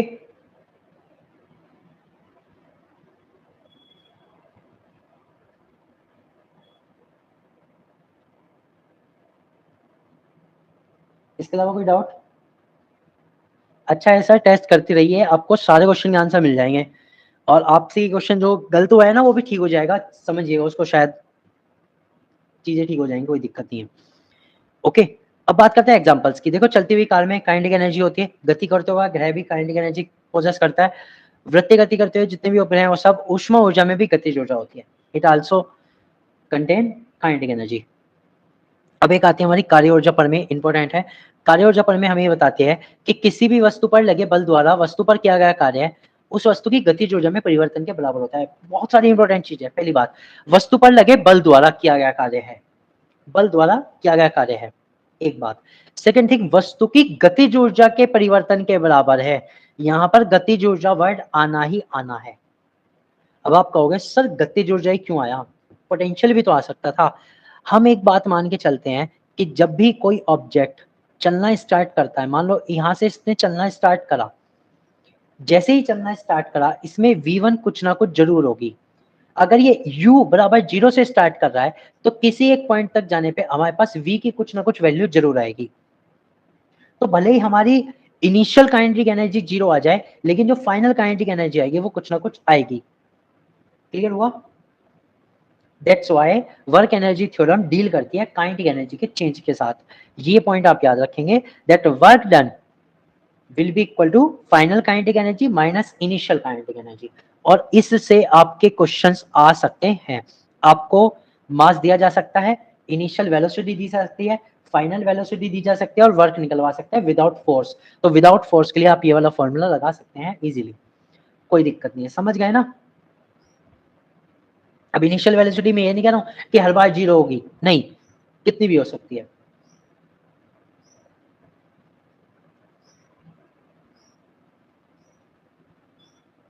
अब एक बात, अगर किसी ऑब्जेक्ट को आप ऊपर फेंकते हैं तो हमें पता है, मान लो u बराबर x मीटर पर सेकंड से भेजा, ठीक है, ऊपर जाने पर v इज इक्वल क्या हो जाएगी, 0 हो जाएगी, v इज इक्वल 0 हो जाएगी, ठीक है। तो मुझे बताओ ke बराबर कितना होगा?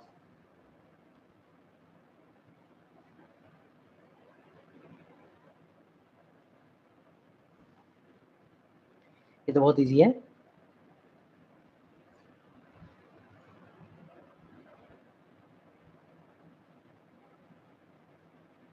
के मिनिमम, ओके गुड, एक बार और सोच लो।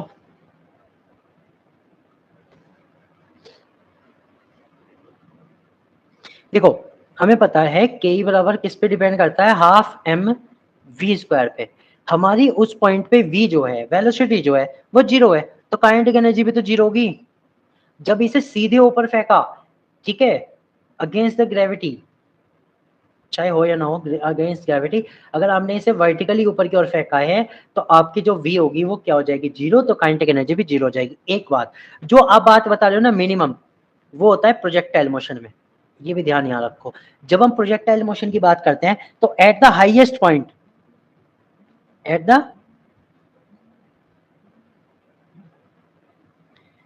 द हाईएस्ट पॉइंट जो के होती है वो मिनिमम होती है, 0 नहीं होती, ठीक है, ये ध्यान रखना। ये क्वेश्चंस आते हैं एग्जाम में। तो जब कोई चीज बिल्कुल वर्टिकली ऊपर की ओर फेंकी, ठीक है, जिसमें ग्रेविटी के साथ बिल्कुल सीधे ऊपर फेंक दिया आसमान की ओर, तो उसमें जो हमारा होता है kinetic energy at the top, at the highest point 0 होगी। लेकिन जो ये हमारा प्रोजेक्टाइल मोशन होता है उसमें जो हाईएस्ट पॉइंट होता है उस पर काइनेटिक एनर्जी मिनिमम होती है, 0 नहीं होती। क्लियर हुआ? इतनी बात क्लियर है?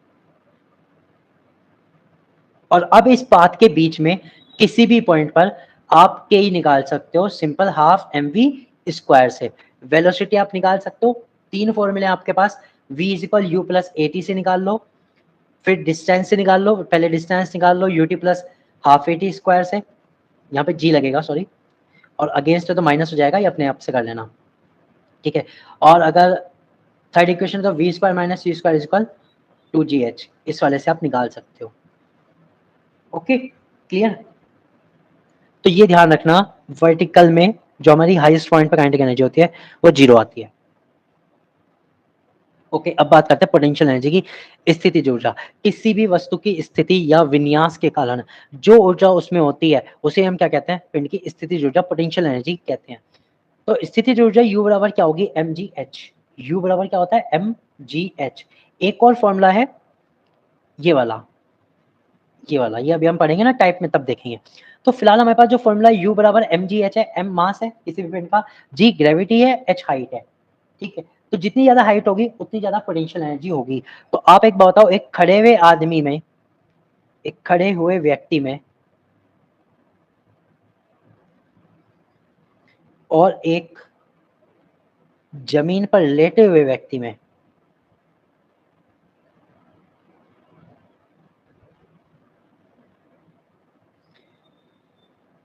कुल ऊर्जा का मान किसमें अधिक होगा?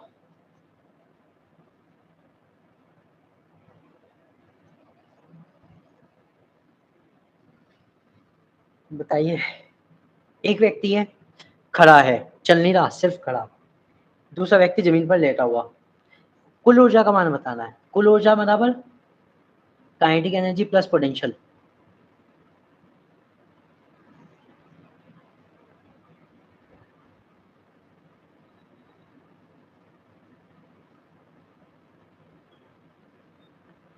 बोलो बोलो। अरे 1 घंटा भी हो गया आज।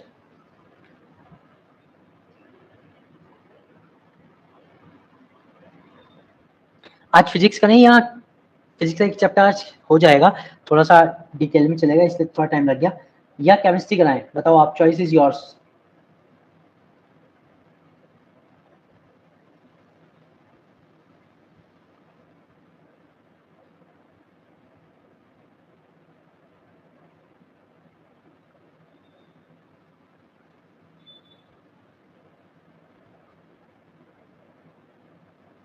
फाइनली कर दो। ओके जी, खड़े हुए व्यक्ति में, बिल्कुल सही।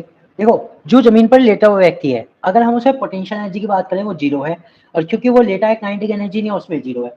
तो लेटे हुए व्यक्ति में तो टोटल एनर्जी ही 0 आ रही है। खड़े हुए व्यक्ति में हमें एक बात है कि अगर व्यक्ति खड़ा है तो उसका जो सिर वाला पॉइंट है, यानी कि जितनी उसकी हाइट है उसके अकॉर्डिंग उसमें पोटेंशियल एनर्जी जरूर होगी। ठीक है, जितनी भी हाइट है उसके अकॉर्डिंग पोटेंशियल एनर्जी होगी, भले ही काइनेटिक एनर्जी 0 हो क्योंकि वो चल नहीं रहा, लेकिन टोटल एनर्जी पीई प्लस के ही होता है। तो क्योंकि पीई उसके पास है तो एनर्जी उसमें होगी, इसलिए पहले वाले केस से मतलब जमीन पर लेटे हुए व्यक्ति से ज्यादा है। सिंपल सा क्वेश्चन था। खैर, तो हमें ये पता लग गया जो पोटेंशियल एनर्जी होती है यू इक्वल mgh होता है। एग्जांपल क्या है, झरने से गिरता हुआ पानी, water falling from the waterfall, पहाड़ पर टैंक में भरा हुआ पानी, या बहुत ऊंचाई पर जो हमारी टंकियां होती है उनमें भरा हुआ पानी, उसमें भी स्थितिज ऊर्जा होती है। दबी हुई स्प्रिंग आदि में स्थितिज ऊर्जा होती है। दबी हुई स्प्रिंग हो गई, खींचा हुआ तार हो गया, तीर धनुष में खींचा हुआ तार हो गया, उन सब में क्या होती है, स्थितिज ऊर्जा होती है। क्लियर?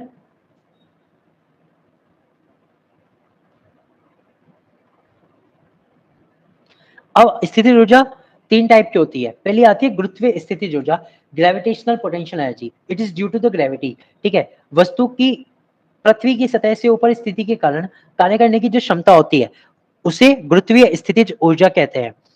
तो U इज इक्वल mgh होता है ग्रेविटेशनल पोटेंशियल एनर्जी का फॉर्मूला। सिंपल सी बात है, हमें पता है इसमें ग्रेविटी आ रही है और हाइट भी आ रही है, तो इसलिए। ओके, नेक्स्ट, विद्युत स्थैतिक स्थितिज ऊर्जा, इलेक्ट्रोस्टैटिक पोटेंशियल एनर्जी। इलेक्ट्रोस्टैटिक मतलब due to the charge particles के कारण उनके बीच में जितनी एनर्जी होती है वो। तो इसका फॉर्मूला होता है U is equal 1/4 Q1 Q2 upon R। Q1 Q2 upon R होता है। मैं आपको इसमें एक चीज बता दूं, इसमें कंफ्यूज मत होना, जो F का फॉर्मूला होता है, F का फॉर्मूला क्या होता है बताओ? G Q1 Q2 upon R square होता है ना, G नहीं होता, सॉरी, यहाँ पे 1/4 ही आएगा, एप्सिलॉन या एप्सिलॉन नॉट ही आएगा, क्योंकि हम क्या बता रहे हैं, इलेक्ट्रिसिटी बता रहे हैं, इसलिए। ठीक है, तो ये होता है। अब इसमें नीचे आर स्क्वायर होता है, इसमें सिर्फ यू है, इतनी बात आपको ध्यान रखनी है। इसमें सिर्फ यू और आर है, इसमें एफ के साथ आर स्क्वायर है।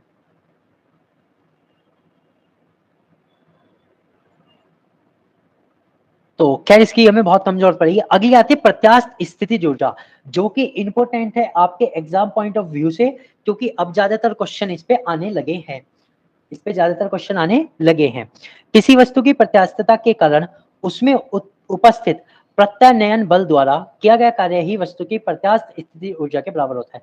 सो ये कहना है, due to elasticity of object the work done by the restoring force is equal to the elastic potential energy of the object. जैसे खींचा हुआ स्प्रिंग, तो प्रत्यानयन बल क्या होता है, देखो जबकि स्प्रिंग है मान लो और उसे खींचा जाता है, मान लो पहले ही यहाँ तक है, बस मैं इसको यहाँ पे स्टॉप कर रहा हूँ। ठीक है, ये हमारा है स्टॉप। अब हमने इसको क्या करा, हमने इसको थोड़ा सा खींच दिया, ऐसे यहाँ तक ले आए, तो ये जो डिस्टेंस है x, ये कह रहे हैं यहाँ पर जो प्रत्यानयन बल है, रीस्टोरिंग फोर्स है। रीस्टोरिंग फोर्स का मतलब होता है जो इसको वापस लाने की कोशिश कर रहा है, वो डायरेक्टली प्रोपोर्शनल होता है x के। किसके? डायरेक्टली प्रोपोर्शनल होता है x के। तो f जो होता है वो डायरेक्टली प्रोपोर्शनल x के होता है, और f बराबर होता है k इंटू एक्स, जहां k जो होता है उसे हम कहते हैं स्प्रिंग कांस्टेंट, या फिर स्प्रिंग का स्टिफनेस। स्प्रिंग कितना सॉफ्ट है, सॉफ्ट मतलब सॉफ्ट तो नहीं कह सकते, एक तरह से ये कह सकते हैं कि स्प्रिंग कितना स्टिफ है, हार्ड है, खींचने में मुश्किल है, और एक खींचने में आसान है, कितना इलास्टिक है, कितना इजीली वो खिंच जाता है, तो उसके लिए जो कांस्टेंट होता है वो k है। इतनी बात तो क्लियर हुई। अब ये उसके कारण जो इसमें एनर्जी होती है, इस खिंचाव के कारण जितनी एनर्जी इसमें होगी उसे हम क्या कहेंगे, प्रत्यास्थ स्थितिज ऊर्जा। That is U will be half K X square, U will be half K X square, ये इसका फॉर्मूला होता है। क्लियर हुआ इतना?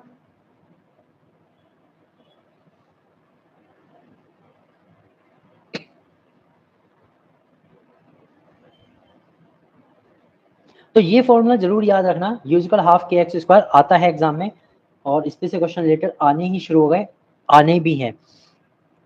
अब एक आता है हमारा द्रव्यमान ऊर्जा तुल्यता समीकरण, ये बहुत इजी है, E is equal mc square है, E बराबर mc स्क्वायर होता है। ठीक है, तो इसको आप चेंज भी कर सकते हो, m बराबर E अपॉन सी स्क्वायर भी लिख सकते हो। C बराबर क्या लिख सकते हैं हम बताओ? C बराबर लिख सकते हैं √E/m, ये भी लिख सकते हैं। तो यहाँ से ये फॉर्मूला डेराइव कर लेना। यहाँ C क्या है? निर्वात में प्रकाश की चाल, speed of light in the vacuum 3 × 10⁸ metre per second. और ये किसने दिया था? आइंस्टीन ने दिया था। ओके, ये तो छोटा सा ही है। अच्छा, एक क्वेश्चन है। क्वेश्चन ये है, जो रेडियो एक्टिव रिएक्शंस होती हैं वो कौन से लॉ पे वर्क करती है? द्रव्यमान संरक्षण के नियम पर, ऊर्जा संरक्षण के नियम पर, या फिर द्रव्यमान ऊर्जा संरक्षण के नियम पर? तो उसका सही आंसर होगा द्रव्यमान ऊर्जा संरक्षण के नियम पर। जो हमारी न्यूक्लियर रिएक्शंस होती है उसमें जनरली क्या होता है, जो law of conservation of mass है वो फॉलो नहीं होता। वहां पर कुछ ना कुछ जो मास होता है वो एनर्जी में कन्वर्ट हो जाता है, और जो मास एनर्जी में कन्वर्ट हुआ उसे हम इसी इक्वेशन से निकालते हैं, E = mc² से। ओके, तो ये चीज याद रखना। यहाँ पर इक्वेशन आई थी, मैंने हाथ हाथ बता दी, कहीं ना कहीं काम आ जाता है। अब हमारे पास आता है ऊर्जा संरक्षण का नियम, law of conservation of energy. तो law of conservation of energy सबको पता होगा, बहुत छोटा सा है। ऊर्जा को ना तो उत्पन्न किया जा सकता है ना ही नष्ट, परंतु ऊर्जा का एक स्वरूप दूसरे स्वरूप में बदला जा सकता है। ठीक है, इट मीन एक सिस्टम की जितनी भी एनर्जी है वो सारी की सारी कांस्टेंट रहती है, घटती या बढ़ती नहीं है। अब मुझे बताओ, क्या मैं इसको डेरिवेट करके समझा दूं? Point a, point b and point c. हाँ, ऑब्जेक्ट ऊपर से छोड़ा गया और हम नीचे की ओर चलेंगे। हम कहाँ चलेंगे? ऊपर से नीचे की ओर। यहाँ से हम कंजर्व करेंगे जो एनर्जी है, क्योंकि अगर मैं नीचे से ऊपर जा रहा था, मुझे जी भी अगेंस्ट में रखना था, माइनस में रखना था। ठीक है, तो अभी हम ऊपर से नीचे चलेंगे। ठीक है फ्रेंड्स, कोई दिक्कत तो नहीं? समझ लो ना आप इस चीज को? ये बाय मिस्टेक थोड़ा जल्दी करने में हो गया। ओके, तो अब मुझे बताओ, एट द हाईएस्ट पॉइंट के कितना है? 0 एट द हाईएस्ट पॉइंट, क्योंकि इनिशियल वेलोसिटी हमने क्या मानी? 0 हाईएस्ट पॉइंट पर, तो के बराबर 0 होगा। ओके, और पी बराबर कितना आ जाएगा? सिंपल mgh आ जाएगा। ओके, ये हमारा क्लियर हो गया कि हाइट जो है h है और इनिशियल वेलोसिटी u है। तो हमारी जो एट पॉइंट सी है, एट सी टोटल एनर्जी बराबर आ गई mgh आ गई। इतना क्लियर? एक पॉइंट हो गया।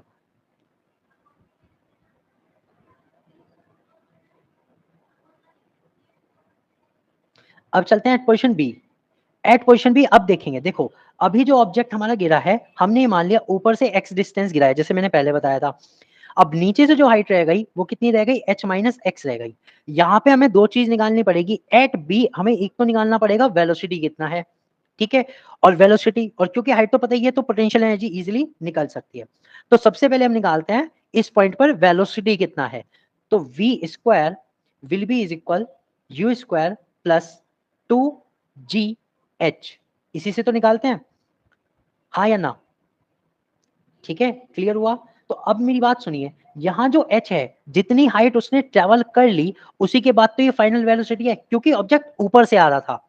ऑब्जेक्ट ऊपर से आ रहा था, तो ये जो वेलोसिटी हम यहाँ पर निकालेंगे, ये वो वाली हाइट के साथ निकालेंगे जो ऊपर से गिर चुकी है, जितनी उसने डिस्टेंस ट्रेवल कर ली। यहीं पर एक छोटी सी मिस्टेक हुई थी, बस उसी कारण वो आंसर गलत हुआ था। That will be v² is equal क्या आ जाएगा? v² इज इक्वल क्या आ जाएगा? 0 plus 2 into g into x. ये मिस्टेक हो रही थी, बस और कुछ नहीं। ठीक है, तो यहाँ से v² कितना आ गया? 2gx आ गया। ये तो अभी v² आया। अब काइनेटिक एनर्जी निकालो पॉइंट बी पर, half m v², that will be half of m into 2gx, that will be mgx हो गई। ये हमारी क्या हुई? सिर्फ काइनेटिक एनर्जी। अब बी पॉइंट पर ही पोटेंशियल एनर्जी निकालो। तो पोटेंशियल एनर्जी, अब देखो पोटेंशियल एनर्जी निकलती है जमीन से, जमीन से हाइट। तो जमीन से जो हाइट है वो कितनी है? h - x है, वो रखेंगे, that is m into g into h - x रखेंगे। ओके, तो ये कितना हो जाएगा? mgh माइनस mgx, ये हो जाएगा। अब टोटल एनर्जी हम यहाँ निकाल देंगे at point b. Total energy, ठीक है, एक छोटी सी मिस्टेक वही चल रही थी तो उसके कारण दिक्कत हुई थी, बाकी कुछ नहीं। के प्लस पी। अब मुझे बताओ के कितना है? यहां से अभी निकाला था ना, mgx है, plus PE that is mgh minus mgx। तो यहाँ पर भी कितनी आ गई? जो हमारी टोटल एनर्जी है वो mgh ही आ गई। एट पॉइंट बी यू भी मान लेते हैं, यू भी बराबर mgh आ गई। ये पहले वाली को यूए मान लेते हैं, वो भी mgh आई थी।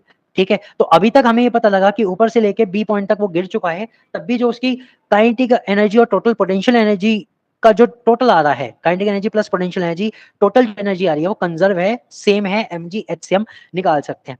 एक बात क्लियर। अब बात करते हैं at point c, at point a, सबसे नीचे वाला एट पॉइंट ए। अब एट पॉइंट ए हमें पता है जो फाइनल वेलोसिटी होगी वो कितनी होगी, वो जितनी भी डिस्टेंस ये गिर चुका है उस डिस्टेंस से हम निकालेंगे, that will be you square plus 2gh से निकलेगी। अब क्योंकि वो पूरी हाइट गिर चुका है तो जो उसकी फाइनल वेलोसिटी होगी v square is equal you square plus 2gh से निकलेगी, दैट विल बी 2gh के ही इक्वल हो जाएगी।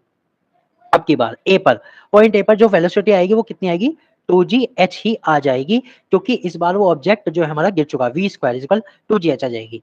तो यहां से काइनेटिक एनर्जी कितनी हो गई, half m v square, that will be half into m into 2gh, that will be mgh। अब की बार हमारी जो काइनेटिक एनर्जी है वो भी mgh आई है, और जो पोटेंशियल एनर्जी है वो हो जाएगी जीरो, क्योंकि यहाँ पर कोई भी हाइट ग्राउंड से नहीं है इसलिए। तो total energy UC will be कितनी हो जाएगी, ke plus pe, that will be mgh only. ठीक है, तो इस तरह से हमने देखा जो एनर्जी है, law of conservation of energy में जो एनर्जी है वो सेम रहती है हर एक पॉइंट पर। ओके, ठीक है, एक बार और डिफाइन करूं कैसे।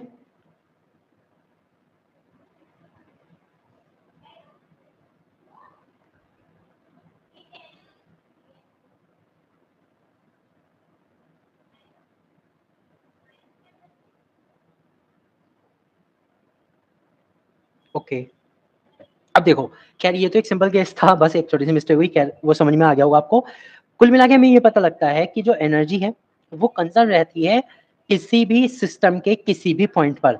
यहाँ पर मैंने समझाया सिंपल एक फ्री फॉल को जो ऊपर से लेके नीचे की ओर था, ठीक है। उसमें एक और चीज है, अगर हम प्रोजेक्टाइल मोशन में भी देखें तो प्रोजेक्टाइल मोशन में भी जो टोटल एनर्जी होती है वो कंजर्व रहती है। मैं आपको यहाँ पर बता देता हूँ, जो प्रोजेक्टाइल मोशन है उसमें भी टोटल एनर्जी कंजर्व रहती है इनिशियल पॉइंट से लेके फाइनल पॉइंट तक, और जो इसमें टोटल एनर्जी होती है वो होती है हाफ एम वी स्क्वायर के इक्वल। अब v जो है यहाँ पर वेलोसिटी है एट द जो पॉइंट है वो इनिशियल वेलोसिटी, ठीक है, v0 मान लो, इतनी ही रहती है इसके हर एक पॉइंट पर। ठीक है, क्लियर हुआ। बस ये हम कह सकते हैं कि जो हमारी काइनेटिक एनर्जी है वो मिनिमम होती है एट द हाईएस्ट पॉइंट, लेकिन जीरो नहीं होती। अब जो टोटल एनर्जी होती है वो कंजर्व रहती है। ओके, क्लियर हो गया सबको। अब देखो ये ट्रांसफॉर्मेशन ऑफ एनर्जी है, ये तो आप पढ़ ही सकते हैं कि हाँ कौन सी एनर्जी किसमें चेंज होती है। इसमें तो कुछ खास इतना कुछ चेंज है नहीं। हाँ एक है, एक चीज है, वो ये है कि हमारे पास एक पूरा चैप्टर आएगा हीट वाला, तो वो हमें पढ़ना है। फिर एक चैप्टर आएगा द्रव्यमान विकृत E इक्वल mc स्क्वायर वाला, वो भी हमें पढ़ना है। फिर कोयले के दहन रासायनिक ऊर्जा उसमें सेम है, हीट वाले चैप्टर में आ जाएगा। विद्युत बल्ब से विद्युत ऊर्जा, उसमें ऊर्जा दैट इज हीट वाला आएगा, हीट फ्रॉम इलेक्ट्रिसिटी। किसी भी उपकरण में अगर इलेक्ट्रिसिटी है तो उससे हीट कैसे जनरेट होगी वो आएगा। और विद्युत मोटर में विद्युत ऊर्जा यांत्रिक ऊर्जा में बदलती है तो इलेक्ट्रिक मोटर आ गया। तो कुल मिला के खैर ये सभी हमें टॉपिक डिटेल में ही पढ़ना है। यहाँ पर एनर्जी का ट्रांसफॉर्मेशन बताया हुआ है। अब ये आता है यांत्रिक ऊर्जा संरक्षण का नियम, law of conservation of mechanical energy. ये मैं प्रूफ कर चुका हूँ, अभी अभी जो मैंने प्रूफ दिया था वो इसी का था। खैर के प्लस यू बराबर ई, ये कांस्टेंट रहता है। जो हमारी काइनेटिक एनर्जी है प्लस जो हमारे सिस्टम की पोटेंशियल एनर्जी है, यहाँ यू जो है पोटेंशियल एनर्जी को डिनोट कर रहा है। फ्रेंड्स ये ध्यान रखना, जो के है प्लस जो यू है ये किसको डिनोट कर रहा है, पोटेंशियल एनर्जी को। ये हमारी क्या रहती है, कांस्टेंट रहती है। क्या रहती है, कांस्टेंट टोटल एनर्जी के इक्वल रहती है। अगर एक बढ़ती है तो दूसरी घटेगी, लेकिन दोनों सेम रहेगी। ओके, गतिज ऊर्जा में वृद्धि बराबर है स्थितिज ऊर्जा में कमी, एंड वाइस वर्सा। अभी हमने जो देखा, उसके बाद एक टॉपिक आता है शक्ति या सामर्थ्य। इस टॉपिक से भी बहुत क्वेश्चन आपके एग्जाम में बनते हैं। ठीक है, शक्ति से बहुत सारे क्वेश्चन बनते हैं क्योंकि ये टॉपिक बहुत सारे टॉपिक को टच करके आता है। पहली चीज, हम किसी भी ऑब्जेक्ट पे जिसमें बल लग रहा है, जिसमें कोई बल कोई कार्य को करने वाला है, उसके कारण उसमें अगर कोई वेलोसिटी भी है, ठीक है, बल के साथ वेलोसिटी भी है, तब भी हम पावर निकाल सकते हैं। वर्क दिया हुआ है, टाइम दिया हुआ है, तब भी पावर निकाल सकते हैं, और इलेक्ट्रिसिटी वाले में भी हम इसमें पावर निकाल सकते हैं। तो पावर ये जो टॉपिक होता है बहुत इंपॉर्टेंट होता है, ठीक है। तो पावर होता क्या है, शक्ति इज इक्वल कार्य बटे समय। तो हम इसे ये भी कह सकते हैं किसी भी व्यक्ति के या किसी भी वस्तु के कार्य करने की दर को उस व्यक्ति की शक्ति या सामर्थ्य कहते हैं। यहाँ कार्य करने की दर है, ना कि कार्य करने की क्षमता। कार्य करने की क्षमता को ऊर्जा कहते हैं, कार्य करने की दर को शक्ति या सामर्थ्य कहते हैं। ये पॉइंट आप ध्यान रखिएगा, कभी आप गलत करके आओ। और दर हमेशा किससे निकलती है, डिवाइडेड बाय टाइम से। यहाँ पे मतलब यह है कि कोई व्यक्ति कितनी देर तक कार्य कर सकता है, कोई कार्य कितनी देर में कर सकता है, उसको हम उसकी शक्ति कहते हैं। तो शक्ति बराबर होता है कार्य बटे समय, power equal work divided by time, P equal W upon T, ठीक है। जो हमारी पावर की यूनिट होती है वो वाट होती है, ठीक है। It is a scalar quantity, work scalar quantity, ये भी स्केलर क्वांटिटी, दोनों चीजें स्केलर क्वांटिटी है। और इसका मात्रक जो होता है वाट होता है। वाट तब होता है जब आप डब्ल्यू को जूल में लेते हो और टी को सेकंड में लेते हो, ये ध्यान देना। तो मैं ये भी कह सकता हूं 1 वाट इज इक्वल 1 जूल पर सेकंड, ओके।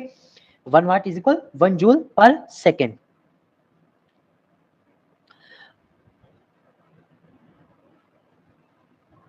अब इसके अन्य मात्रक जो बड़े मात्रक हैं, 1 किलोवाट बराबर 1000 वाट, 1 मेगावाट बराबर 1000 kilowatt, that is 10 to the power 6 watt, और एक अश्व शक्ति that is 1 horse power is equal 746 watt, 746 watt. ये इंपॉर्टेंट है, याद रख लेना। हॉर्स पावर में कई बार पावर दी जाती है तो हमें वाट में कन्वर्ट करना पड़ता है, क्योंकि अगर हमें एनर्जी निकालनी है तो एनर्जी निकलती है जूल में, जिसके लिए पावर को वाट में रखना पड़ेगा, ठीक है। अब एक आता है ताक्षणिक पावर। ताक्षणिक पावर जनरली उन चीजों में होती है जब कोई मशीन किसी वर्क को कर रही है, किसी लोड को खींच रही है, ठीक है। तो किसी मशीन से अगर कोई लोड खींचा जा रहा है, ठीक है, कोई अगर ट्रेन रनिंग कर रही है, उसमें कोई फोर्स लग रहा है, साथ में उसकी वेलोसिटी भी है, तो अब हम निकाल सकते हैं उसकी पावर। तो P इक्वल क्या होता है, f v cos of theta होता है, ठीक है। P equal f v cos of theta होता है, या फिर सिंपल हम लिख सकते हैं P equal f into v, okay clear. और वेक्टर फॉर्म में फिर से बताता हूं, वेक्टर फॉर्म में होगा तो डॉट प्रोडक्ट आपको करना पड़ेगा, ठीक है फ्रेंड्स, क्लियर। अब एक टॉपिक आता है कॉलिजन, टक्कर या टकराव। The striking of two body of particle is called the collision. दो पिंडों की टक्कर क्या कहलाती है, संघट कहलाती है, कॉलिजन कहलाती है। तो संघट वह घटना या प्रक्रिया है जिसमें दो पिंड के पास आने पर इनके वेग परिवर्तित हो जाते हैं। तो इन्होंने क्या कहा, वेग परिवर्तित हो जाते हैं। ध्यान देना फ्रेंड्स, उनके मास में कोई जनरली लॉस नहीं आता अगर दो पिंड आपस में टकराते हैं। हाँ इतना जरूर है, कॉलिजन में एक और कंसेप्ट आता है जो कॉलिजन नहीं होता, जनरली ब्रेकिंग ऑफ पार्टिकल होती है, जिसमें एक जो बड़ा ऑब्जेक्ट है दो छोटे ऑब्जेक्ट में टूट जाता है, और वो छोटे ऑब्जेक्ट अलग अलग वेलोसिटी से चलते हैं। तो वो थोड़ा सा मतलब संघट वाला केस नहीं होता, लेकिन वो कंजर्वेशन ऑफ मोमेंटम पर ही वर्क करता है। क्लियर हो गया, ये चीजें मैं आपको हाथ हाथ बता रहा हूँ जो चीजें जहां अलग है, ओके। अब दो तरह के कॉलिजन आते हैं, एक तो होता है प्रत्यास्थ, that is elastic collision. Elastic collision का मतलब है दो ऑब्जेक्ट आपस में टकराए, टकराने के बाद बिल्कुल एक दूसरे से दूर चले गए, बिल्कुल दूर, यानी जितनी उनकी पहली एनर्जी इनिशियल थी उसी के अकॉर्डिंग उन्होंने फाइनल एनर्जी प्राप्त की है, ठीक है। तो total no loss of energy, इसमें एनर्जी का कोई लॉस नहीं होता, ये ध्यान रखना। तो इसमें क्या होता है, रेखीय संवेग के साथ साथ गतिज ऊर्जा भी संरक्षित रहती है, ये पॉइंट आप याद रखना। प्रत्यास्थ संगठन में पूछा जाता है, प्रत्यास्थ संगठन में पूछा जा सकता है, ठीक है। इलास्टिक कॉलिजन क्या होता है, जब दो ऑब्जेक्ट टकराए और दोनों एक दूसरे से बिल्कुल दूर चले गए, परफेक्टली इलास्टिक कॉलिजन। जैसे कि हम जनरली किस में मानते थे, हम ये मानते थे आइडियल गैसेज में, उसमें होता था ये प्रत्यास्थ संगठन, हमने उसमें पढ़ा था, ठीक है। ये चीज है, क्लियर हुआ इतनी बात, यहाँ तक क्लियर, ठीक है। अब इसके बाद क्या आता है, अप्रत्यास्थ संगठन, इन इलास्टिक कॉलिजन। अब इन इलास्टिक कॉलिजन क्या होता है कि इसमें क्या होता है, संगठन में टकराने वाले जो पिंड है अपने वास्तविक आकार या रूप में नहीं आ पाते, तथा यांत्रिक ऊर्जा का कोई भाग स्थितिज ऊर्जा के रूप में चला जाता है। इसमें क्या होता है, रेखीय संवेग संरक्षित रहता है, केवल मोमेंटम कंजर्व है, लीनियर मोमेंटम कंजर्व है, एनर्जी कंजर्व नहीं है, एनर्जी लॉस हो जाएगी जरूर अप्रत्यास्थ संगठन में, ठीक है। ये चीज क्लियर हुई। तो यहाँ जो मैंने एक एक पॉइंट लिख रखा है ना फ्रेंड्स, इस पर आपके स्टेटमेंट बेस्ड चीजें बन सकती हैं कि प्रत्यास्थ तथा अप्रत्यास्थ संगठन में निम्नलिखित तथ्यों पर विचार कीजिए। उसमें बन सकता है कि प्रत्यास्थ संगठन में रेखीय वेग संरक्षित रहता है, प्रत्यास्थ संगठन में रेखीय वेग के साथ गतिज ऊर्जा भी संरक्षित रहती है, अप्रत्यास्थ संगठन में गतिज ऊर्जा संरक्षित रहती है, अप्रत्यास्थ संगठन में रेखीय संवेग और गतिज ऊर्जा दो वो रहती है, संरक्षित रहती है। अब बताओ कौन सा स्टेटमेंट सही है। अब ये पता लगा कौन कौन ने फोकस किया।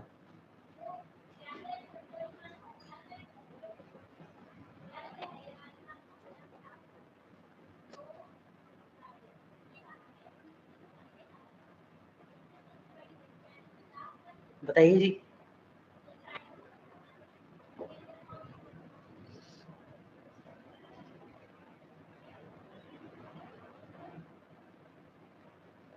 है कुछ आइडिया?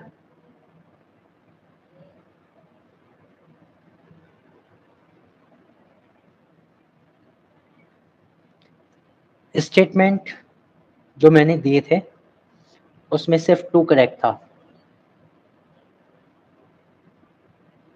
ओके, कि प्रत्यास्थ संगठन में रेखीय संवेग के साथ स्थितिज ऊर्जा भी संरक्षित रहती है।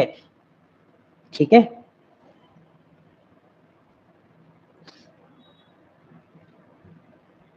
अब एक चीज आती है कोफिशिएंट ऑफ रिस्टिट्यूशन। ये भी इंपॉर्टेंट टॉपिक है। अगर हम देखें यूपीटीजीडी के हिसाब से एक क्वेश्चन इस पे आ रहा है, पता नहीं ये मेरे 25 कोर टॉपिक में कैसे छूट गया, वैसे इतना बड़ा भी नहीं है, ठीक है, लेकिन एक क्वेश्चन इस पे आ रहा है। अब इसको मैं आपको ना एग्जांपल के तौर पे समझाता हूँ ये है क्या। आप अगर ऐसे समझो कि कोफिशिएंट है, कोई चीज है फिजिकली तो है, लेकिन एक्चुअल में है क्या वो समझो। मान लीजिए एक फर्श है, फर्श नहीं, पहले बॉल से समझो। 2 बॉल हैं, 2 बॉल्स है और दोनों बॉल एक दूसरे की तरफ चल रहे हैं। वेलोसिटी इसकी u1 है, इसकी u2 है, इसका मास m1 है, इसका मास m2 है। इनिशियली ये मान के चल रहा हूं कि जो मास है वो दोनों के बराबर है, m1 जो है m2 के बराबर है। अब ये दोनों आपस में टकरा गए, आपस में दोनों टकरा गए, इनकी टक्कर हो गई, कॉलिजन हो गया। कॉलिजन होने के बाद इनकी वेलोसिटी चेंज हो जाती है, इसकी v1 हो जाती है, इसकी v2 हो जाती है। इतनी बात क्लियर। हमें पता है अगर हम लीनियर कंजर्वेशन को देखें, लीनियर मोमेंटम के कंजर्वेशन को देखें, तो जो मोमेंटम है वो बिल्कुल कंजर्व है। लेकिन अगर यहां पर हम ये मान के चले कि जो संघट था वो अप्रत्यास्थ था, अप्रत्यास्थ था, और मान के चले कि कुछ ना कुछ एनर्जी का लॉस हुआ है, कहीं ना कोई वेलोसिटी थोड़ी बहुत कम ज्यादा हुई है, तो उसको हम कैसे निकालें। कितनी वेलोसिटी घटी, कितनी वेलोसिटी बढ़ी, या कहीं से अगर मान लो उसको एक्स्ट्रा एनर्जी मिल गई तो क्या होगा। सपोज अब बताता हूं, मान लो एक फर्श है, फ्लोर है, और एक हमारा टेम्पोलिन है। टेम्पोलिन पता है क्या होता है? वो जो स्प्रिंग वाला होता है ना, सिस्टम कूदने का, वो होता है। ठीक है, ये एक टेम्पोलिन है। अब इस पे क्या हुआ, फर्श पे हमने एक बॉल गिराई u1 वेलोसिटी से, और एक वही बॉल सेम इस ट्रैम्पोलिन पे गिराई। तो हमें पता है फर्श पे जाने के बाद हो सकता है जो ये जो बॉल उछले वापस वो कम ऊंचाई तक उछले, लेकिन जो ट्रैम्पोलिन है वो ज्यादा ऊंचाई तक उस बॉल को उछाल सकता है। अब ऐसा कौन सी ऐसी फैक्टर है, कौन सा ऐसा कोफिशिएंट है जो फ्लोर को और इस ट्रैम्पोलिन के जो मटेरियल है, इलास्टिक मटेरियल, इसको अलग बनाता है। वही है कोफिशिएंट ऑफ रिस्टिट्यूशन, प्रत्यावस्थान गुणांक। इनकी एक ऐसी प्रॉपर्टी है जो इन दोनों में चेंजेस ला रही है। ये जो चेंजेस होता है यही हमारा कोफिशिएंट ऑफ रिस्टिट्यूशन है। क्लियर, चीजें समझ में आई अब?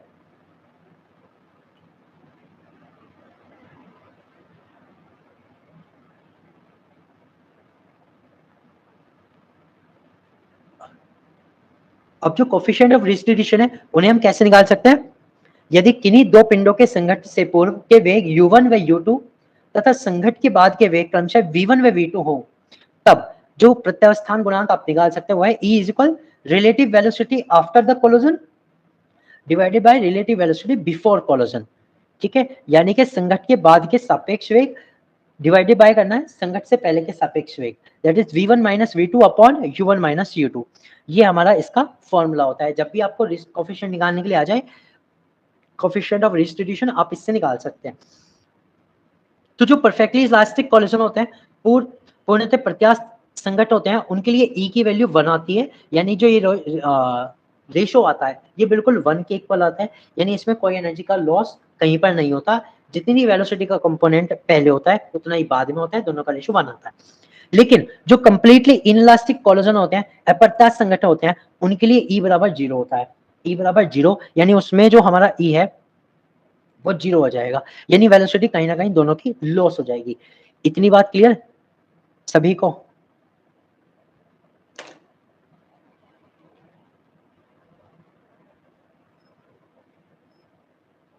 which topic I have to repeat, please tell me. जी दीपिका जी बता दीजिए कौन सा टॉपिक रिपीट करना है। एग्जाम्पल ये वाला बोल वाला,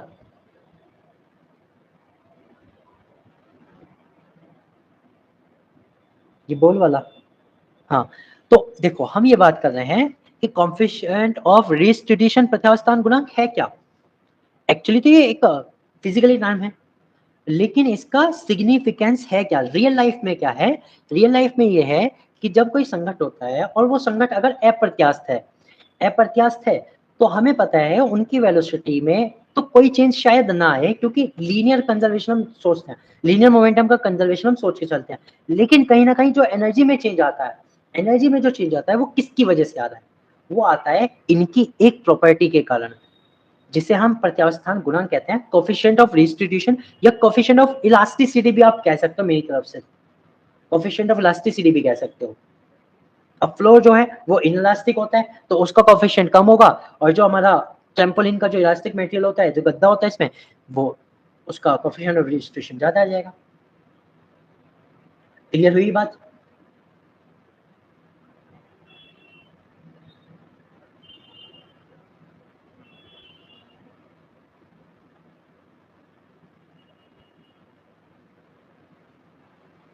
चीजें समझ में आई? ओके, कोई बात नहीं।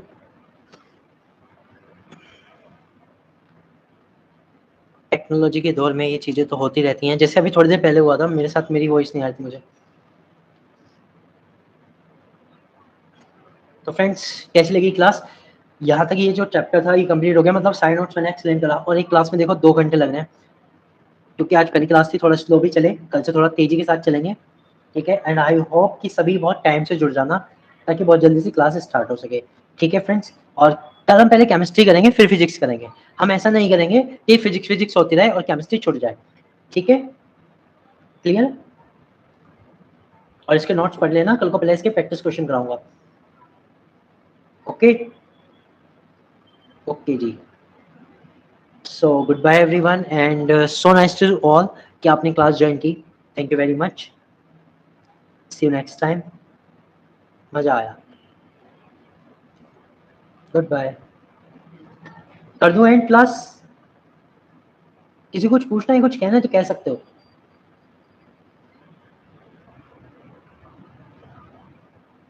चलो कल से एक एक का नंबर लेंगे सबका।